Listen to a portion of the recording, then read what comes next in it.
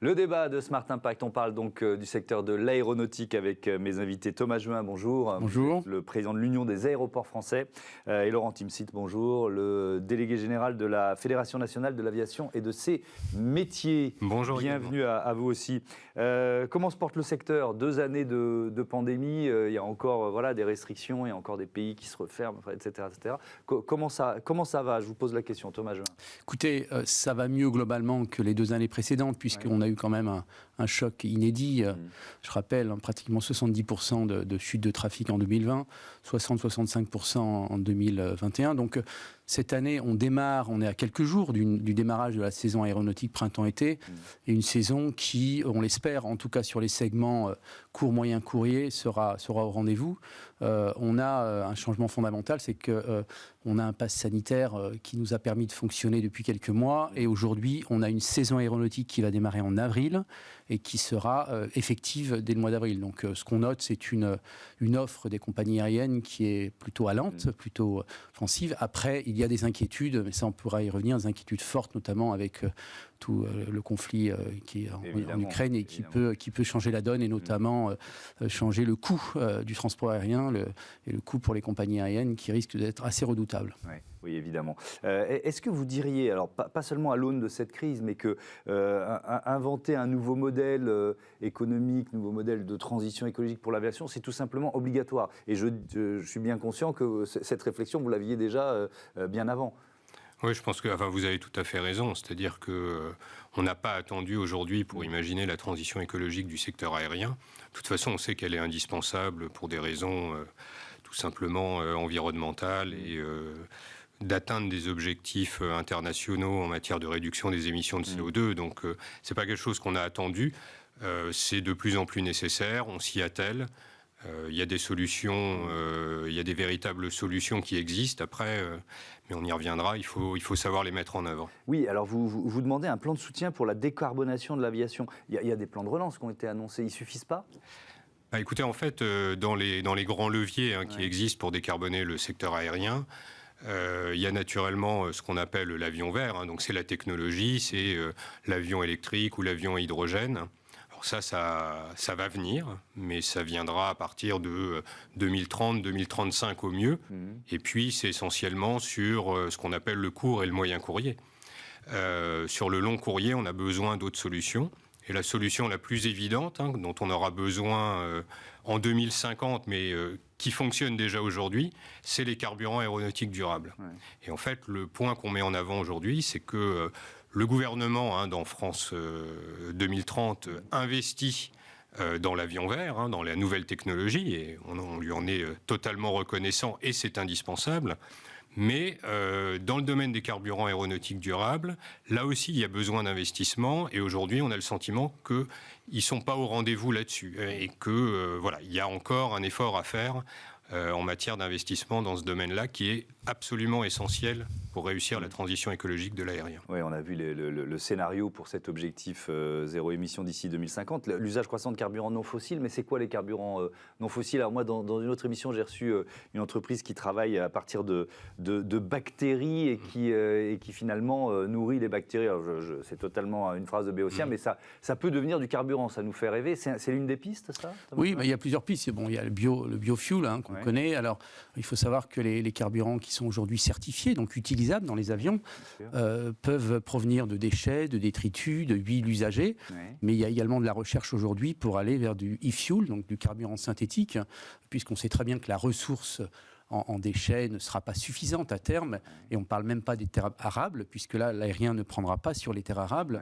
Donc, ce carburant, ce que disait Laurent Timsit, il y a une chance fabuleuse, c'est qu'il est utilisable aujourd'hui. C'est-à-dire que le taux d'incorporation de ce carburant est possible dans les avions jusqu'à 50% des réservoirs. Et ça montera à terme à 100%. Et donc quoi, il faut booster la filière pour pouvoir l'utiliser, c'est ça? Aujourd'hui, 50% de la décarbonisation du transport aérien, on le sait, viendra de ce carburant. 50%. Donc l'enjeu, il est où? Il n'est pas technique. Il est aujourd'hui dans le développement de la filière. Elle est insuffisante, elle est même quasiment inexistante. Et donc pour développer cette filière, il faut quoi? une réglementation européenne, au moins, c'est ce qu'on demande. Alors, à l'échelle mondiale, il faudra, mais au moins européenne. Donc, ce qu'on demande, c'est des taux d'incorporation qui soient suffisamment ambitieux et progressifs. Ça veut dire quoi, ça ? C'est quoi ? Aujourd'hui, l'objectif qui est fixé par l'Europe, c'est 2% en 2030. Et ensuite, 2% de taux d'incorporation, c'est-à-dire de ces carburants-là dans les avions, ce qui est insuffisant à notre sens. Vous voyez, donc le secteur dit allons plus vite. Oui, exactement. On dit soyons plus ambitieux pour réduire encore plus les émissions du secteur. Donc ce qu'on demande, c'est 10% en 2030 pour que ce soit plus progressif ensuite et monter jusqu'à 50, 60 et 80%. Ce qu'il faut savoir, l'enjeu, il est énorme.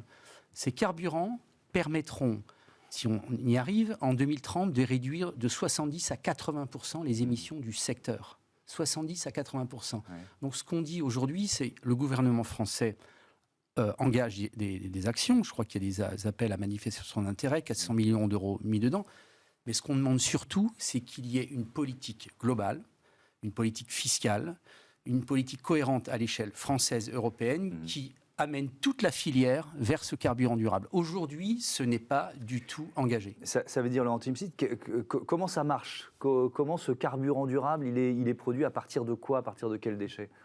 Alors en fait, il y a plusieurs technologies.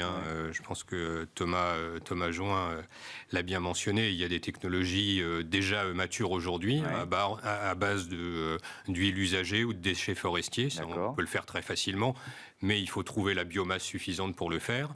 Et puis il y a ce qu'on appelle les carburants synthétiques. Ça, c'est des carburants de nouvelle génération sur laquelle là il y a besoin encore de faire de la recherche-développement. Et de mobiliser des sommes. Donc c'est autour de ces deux technologies, et pour lesquelles d'ailleurs au niveau européen il y a des niveaux d'ambition qui ont été fixés. C'est sur ces deux technologies qu'on essaie d'avancer.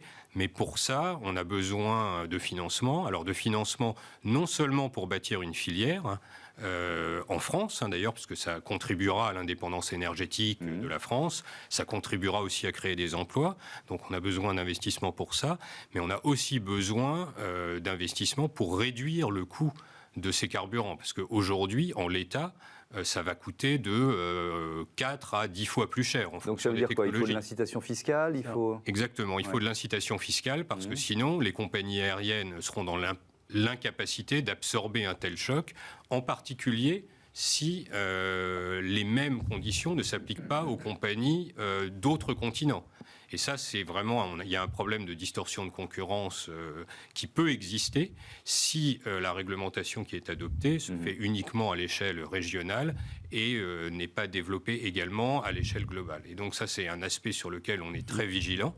Et dès lors que ça ne serait pas le cas, il faudrait effectivement que les entreprises européennes puissent bénéficier de dispositifs fiscaux les aidant à affronter la concurrence internationale. Oui, ce que dit Laurent est essentiel. Il faut savoir que la décarbonation du transport aérien est un enjeu d'emploi, mais également un enjeu financier. Il va falloir des sommes considérables. Rien que pour la recherche, ce qui est évalué, c'est 10 milliards d'euros. Le carburant durable, ça va être conséquent. Donc ça veut dire quoi ? Des politiques publiques, en effet, des financements publics, mais également du financement privé. Or là, il y a un enjeu également, moi je souhaite appeler l'attention des politiques sur le sujet, les investissements verts.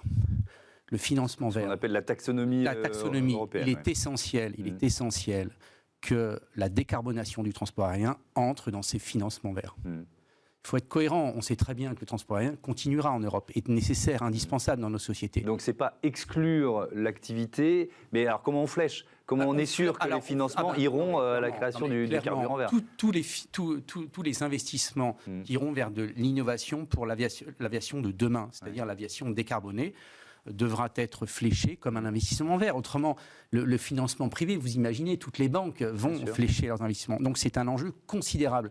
Et il faut qu'on change de paradigme en ce domaine et qu'on considère que l'aérien, on fasse un constat partagé que ça continuera en Europe. Et donc il faut s'accorder pour réduire les émissions et avoir une politique cohérente pour le faire.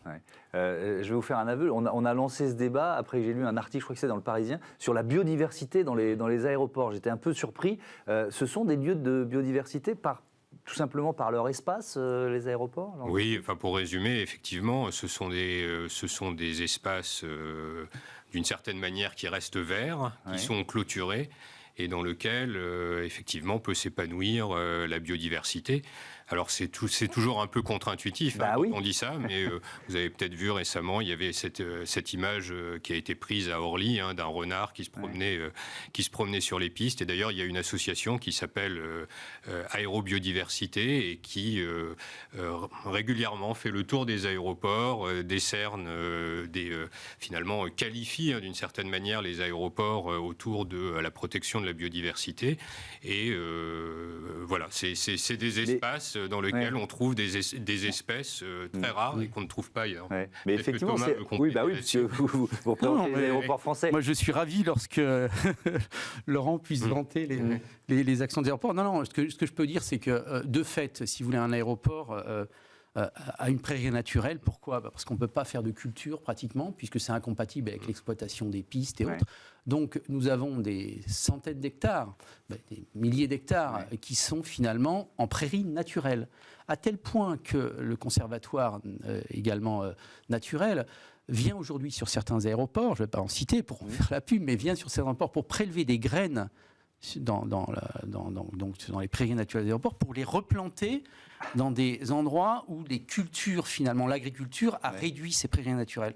Donc oui, en effet, les aéroports sont des prairies naturelles avec une biodiversité en termes de plantes, en termes animalières. Et donc, ce qu'on veut dire par là, c'est que l'action des aéroports en termes d'environnement ne se limite pas à la réduction du CO2. On est discret en la matière, mais il y a de multiples actions et la biodiversité est un élément fondamental, en effet, des aéroports français. Merci beaucoup à tous les deux d'être venus présenter ces enjeux, cette ambition écologique aussi des aéroports. C'était passionnant. On a chassé quelques idées reçues. On adore ça dans cette émission. On passe à Smart Ideas tout de suite. On part à l'aventure, mais avec des vêtements à base de matériaux recyclés.